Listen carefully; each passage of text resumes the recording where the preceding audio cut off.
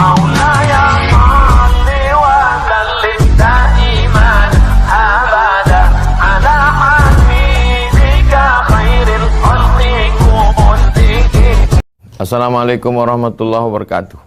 Alhamdulillah, wassalatu wassalamu ala rasulillah Sayyidina wa maulana Muhammad ibni Abdillah wa ala alihi wa sahbihi wa man tabi'ahu wa mawala. Ashhadu an la ilaha illallah wahdahu la syarika lah wa ashhadu anna sayyidana Muhammadan abduhu wa rasuluhu la nabiyya ba'dah. Allahumma salli ala sayyidina Muhammadin nabiyil ummi wa ala alihi wa sahbihi wa barik wa sallim. Qala Allah Ta'ala fil Qur'anil azim wa huwa asdaqul qailin. A'udzu billahi minasy syaithanir rajim. Ya ayyuhalladzina amanu taqullaha haqqa tuqatih wa la tamutunna illa wa antum muslimun. Wa qala ta'ala fi ayatin ukhra. Ya ayyuhalladzina amanu taqullaha wa qulu qawlan sadida yuslih lakum a'malakum wa yaghfir lakum dhunubakum wa man yuti'illaha wa rasulahu faqad faza fawzan 'azima. Ibadallah, usikum wa nafsi bi taqwallahi wa ta'atihi faqad fazal muttaqun. Hadirin jamaah Jumat yang dimuliakan Allah Subhanahu wa taala. Semua orang senang melihatnya karena dia bersih, karena dia rupawan, karena dia sopan dan santun, karena ayahnya meninggal dan ibunya juga sudah lama meninggalkannya. Orang kasihan melihatnya, maka karena kesenangan hati mereka, mereka sendiri yang memberikan gelar untuknya yang belum pernah mereka berikan kepada orang sebelum dia. Gelar itu bernama Al-Amin, orang yang layak menerima amanah. Amin diambil dari 3 huruf, alif, mim, nun. Dari kata alif, mim, nun muncullah kata amanah. Orang yang mampu menerima amanah disebut Al-Amin. Kita mengatakannya jujur. Lawan daripada amanah adalah khianah. Al-Khain, pengkhianat. Dia tidak berkhianat. Dia adalah seorang yang mampu mengemban amanah dan terpercaya. Maka semua orang percaya kepada dia. Dari alif, mim, nun, juga akar yang sama dengan iman, akar kata yang sama dengan iman, maka iman berarti percaya. Dia adalah orang yang dipercaya karena memang dia mampu mengemban amanah. Kapan kebencian itu datang?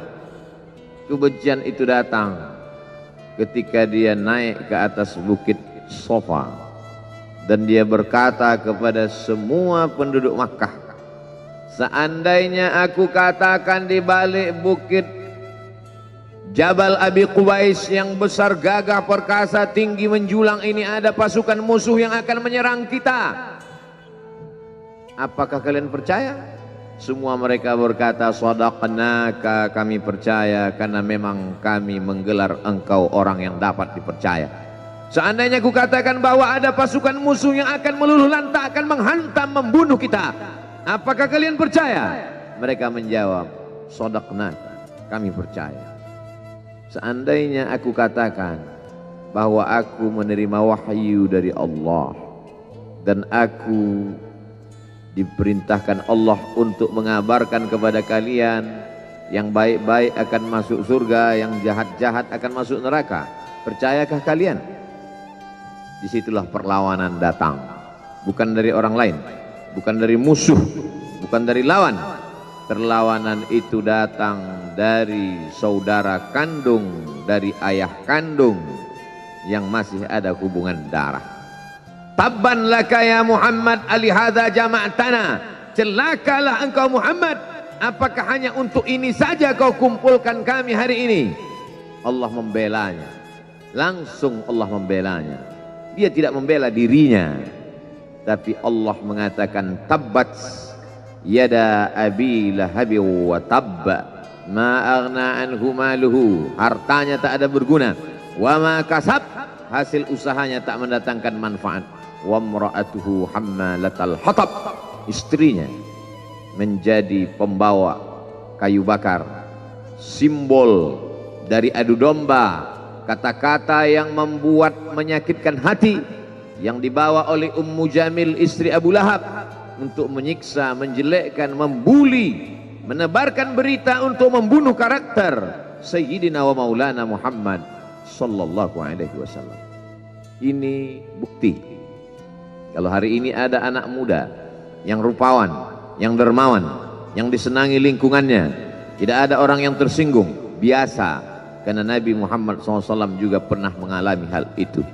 Tapi begitu kau katakan, aku tadi malam bermimpi bahwa aku mesti hijrah, meninggalkan komunitas peminum khamar, meninggalkan geng kita yang selama ini bicara tentang yang haram, maka disitulah mereka akan berkata, apakah hanya untuk ini saja kita berteman selama ini? Mana persahabatan kita? Apa yang dialami pemuda-pemuda hijrah hari ini dialami oleh Rasulullah sallallahu alaihi wasallam 14 abad yang silam. Ketika kau berhasil bisnis, orang senang. Ketika kau berhasil membina rumah tangga, tidak ada orang yang tersakiti. Ketika anakmu lucu-lucu dan kau berada di tengah mereka, tidak terusik kepentingan mereka, tidak terganggu ekonomi mereka, engkau adalah sahabat, engkau adalah teman setia. Tetapi ketika kau tidak ikut kemauan manusia, disitulah engkau sedang melantik dirimu sendiri menjadi musuh. Maka Allah kuatkan hatimu. Wa in tuti' aktsara man fil ardi, kalau kau ikut kebanyakan orang di atas muka bumi, yudilluka an sabilillah, mereka hanya akan menyesatkan engkau dari jalan Allah subhanahu wa ta'ala. Tapi api itu tidak pernah padam. Kalau dia padam, maka berakhirlah dakwah Islam. Dia terus bergelora, dia terus menyala, dia terus membakar kemunafikan, membakar kemusyrikan, sampai akhirnya embargo pun tiba. Jangan ada yang mau bergabung dengan kelompok Muhammad sallallahu alaihi wasallam.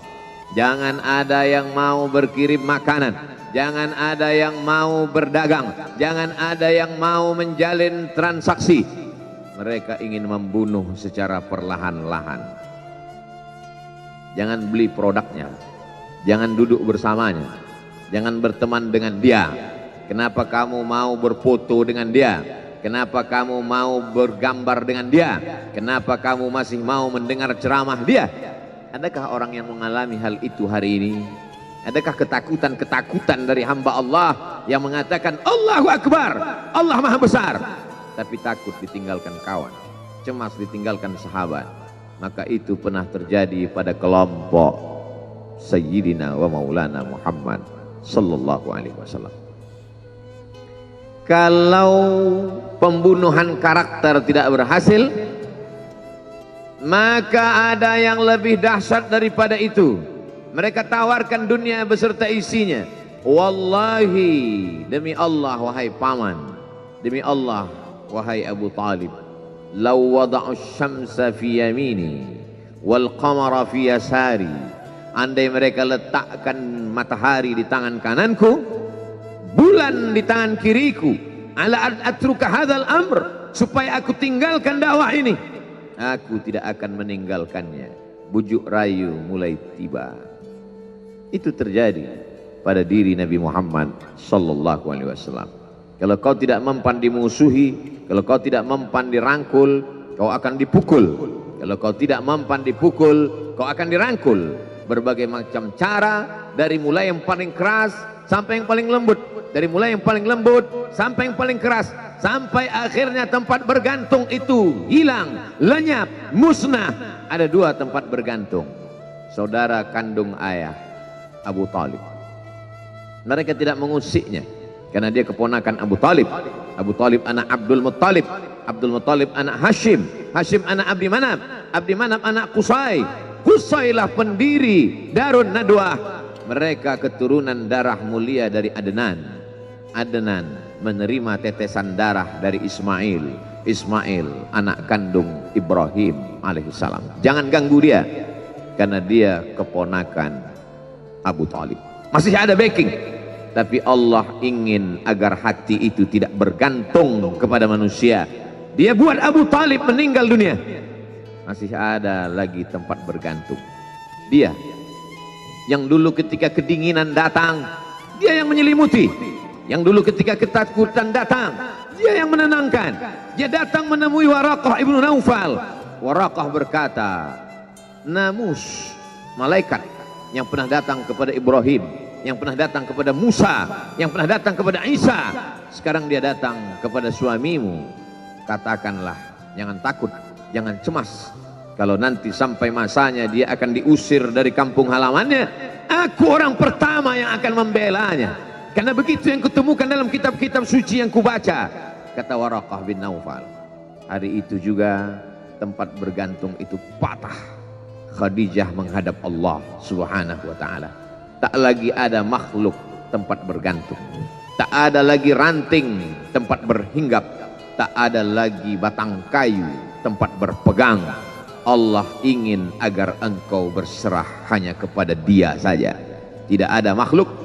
Bersandar kepada makhluk akan kecewa, bersandar pada kayu yang rindang akan tumbang, bersandar kepada benda akan binasa, bersandar kepada sahabat akan berubah menjadi musuh. Bersandarlah kepada Dia, Hayyun Maha Hidup, la yamut, Dia tak pernah mati. Bersandarlah kepada Dia, Al-Aziz yang Maha Perkasa, Al-Jabbar yang Maha Berkuasa. Itu yang diinginkan Allah dari sosok Sayyidina wa Maulana Muhammad sallallahu alaihi wasallam. Dia pergi, sengaja dia pergi berjalan kaki, karena kalau dia pergi menunggang unta, mereka sudah mengintai, dia pasti lari, dia akan pergi ke tempat yang jauh. Sengaja dia pergi berjalan kaki. Lalu kemudian dia pun sampai ke suatu tempat. Dia berharap mereka adalah orang-orang yang lembut akan yang menerimanya, tapi dia tidak diterima dengan tala'al badru alaina. Dia tidak diterima sebagai ahlan wasahlan. Ahlan, keluarga, kau datang kami sambut sebagai keluarga. Sahlan, mudah, kau datang urusanmu mudah. Ahlan wasahlan. Tapi dia tidak dianggap sebagai keluarga, dia tidak dianggap sebagai sahlan, dia dianggap sebagai musuh.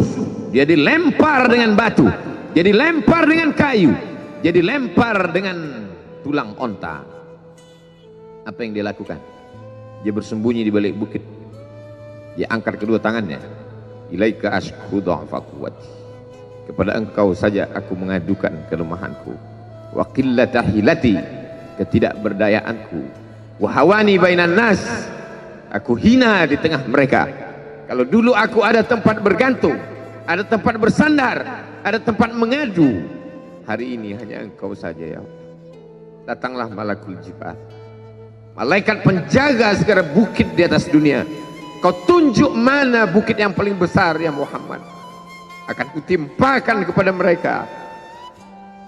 Hati yang luka biasanya akan marah, akan kecewa, tapi itu tidak terjadi pada Nabi Muhammad sallallahu alaihi wasallam. Apa yang dia katakan?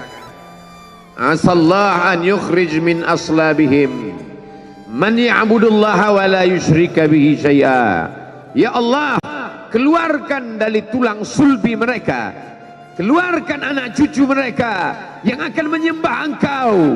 Tidak ada satupun yang akan mempersekutukan engkau di atas muka bumi ini. Doanya dikabulkan, hatinya susah, pikirannya kacau, tapi lidahnya tidak berkata-kata kasar. Dia doakan agar anak cucu mereka menyembah Allah. 100% penduduk Taif hari ini bersyahadat asyhadu an la ilaha illallah wa asyhadu anna Muhammadan Rasulullah. Doa orang yang teraniaya, doa orang yang terzolimi. Dia berhenti di sebuah kebun. Ada seorang yang bukan terpandang membawakan beberapa ranting anggur sebagai pelipur lara, penghilang haus, pelepas daganya. Ketika anggur itu akan masuk ke mulutnya, dia berkata Bismillahirrahmanirrahim, atas nama Allah. Maka hamba sahaya miskin, susah, melarat, perantau yang tak punya apa-apa itu heran. Apa yang kau ucapkan? Bismillah. Kau sebut nama Allah ya. Tidak ada satupun orang di kampung ini kalau makan menyebut nama Allah. Siapa engkau? Aku Nabi yang diutus Allah Subhanahu wa ta'ala. Berarti engkau sama dengan orang yang dulu pernah berada di kampungku. Engkau dari mana? Aku dari Ninawi. Ninawi ya. Di sana ada saudaraku, kata Nabi Muhammad SAW. Di sana ada saudaraku namanya Yunus bin Matta. Yunus bin Matta adalah saudaraku. Sama-sama hamba yang diutus Allah Subhanahu wa ta'ala. Dia juga diingkari oleh kaumnya. Dia masuk ke dalam lautan, ditelan seekor ikan dalam 3 kegelapan. Gelapnya tengah malam, gelapnya lautan, gelapnya perut ikan. Dia berserah kepada Allah. La ilaha illa anta subhanaka inni kuntu minal zalimin. Begitu cara Allah mengingatkan Nabi Muhammad SAW. Apa yang kau rasakan hari ini belum ada apa-apanya dengan apa yang pernah dirasakan oleh Yunus bin Matta. Mendengar itu langsung saja Addas bersimpuh sujud mencium lutut Nabi Muhammad SAW. Dia tidak mulia, dia hamba sahaya, dia miskin, dia perantau, tapi dia sempat mencium tangan Nabi Muhammad SAW. Dia sempat menghilangkan dahaga dari leher Nabi Muhammad SAW. Pertemuan yang berkesan. Biarlah pertemuan itu sekali, tapi sampai ke lubuk hati. Untuk apa pertemuan yang berulang kali, tapi hanya sampai di tepi bibir, hanya basa-basi. Nabi SAW kembali, dia pulang. Di tengah perjalanan dia mendengar, qul, katakan, uhiya ilayya annahu istama'a nafarum minal jin. Ada sekelompok jin. Jin itu berkata, inna sami'na qur'anan ajaba. Kami mendengarkan bacaan Al-Quran ajaba, menakjubkan, ajib. Biarlah manusia menolakmu, biarlah manusia yang angkuh dan sombong itu tidak menerimamu, tapi ada satu makhluk yang mau menerimamu. Inna, kami dari kalangan jin, sami'na, mendengar, Qur'anan ajaba, bacaan Al-Quran yang mengagumkan, yahdi ila rusdi, yang membuat kami lurus berpikir benar. Betapa jin yang dikatakan makhluk jahat, tapi ketika dia mendengarkan bacaan Al-Quran tersentuh hatinya dan dia bersyahadat, anna minnal muslimun, kami ada yang muslim, wa minnal qasitun, kami ada yang kafir. Yang muslim taharrau rasyada, selalu mencari jalan kebenaran. Yang kafir kanu li jahannam hataba, mereka hanya akan menjadi santapan neraka jahanam. Dia kembali ke kota suci Makkah Al-Mukarramah seperti biasa, sampai akhirnya datanglah malaikat Jibril membelah dadanya, mensucikan hatinya sampai layak, lalu kemudian dia pun dibawa. Subhanalladzi asra bi'abdihi lailan, maha suci Allah yang memperjalankan hambanya pada suatu malam, minal masjidil haram ilal masjidil aqsa, dari masjidil haram ke masjidil aqsa, alladzi barakna haulah, kami berkahi sekelilingnya. Untuk apa? Linuriyahu min ayatina, kami ingin memperlihatkan kepadanya tanda-tanda kebesaran kami. Selama ini dia hanya didengar, azab kubur didengar, neraka jahanam didengar, malaikat didengar. Hari ini kami ingin memperlihatkan tanda-tanda itu kepada hamba kami. Barakallahu li wa lakum fil Qur'anil azim wa nafa'ani wa iyyakum bima fihi minal ayati wadh-dhikril hakim wa taqabbala minni wa minkum tilawatahu innahu huwal ghafurur rahim.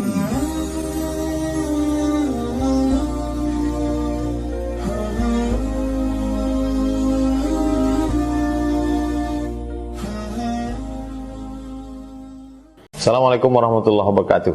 Jangan lupa subscribe, like, and share.